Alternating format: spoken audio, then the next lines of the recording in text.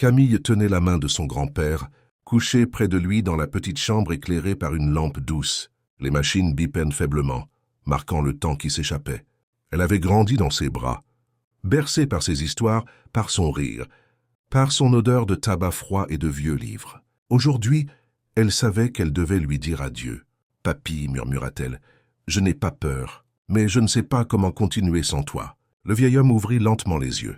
Son regard, fatigué mais encore brillant, se posa sur elle. Il serra faiblement sa main et réussit à souffler. « Tu continueras, en vivant tout ce que je n'ai pas pu vivre.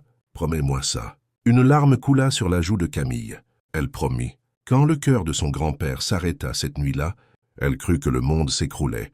Mais le lendemain, en ouvrant le vieux carnet qu'il gardait toujours près de son lit, elle découvrit des pages entières de notes, de rêves qu'il n'avait jamais pu réaliser.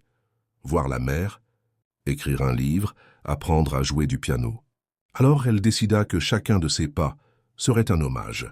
Elle prit le train vers l'océan, posa ses pieds nus dans le sable et sentit la voix de son grand-père résonner dans son cœur. Ce n'était pas une fin, c'était une continuité. Il vivrait désormais à travers elle, dans chaque rire, dans chaque souffle, dans chaque instant de liberté qu'elle s'offrirait.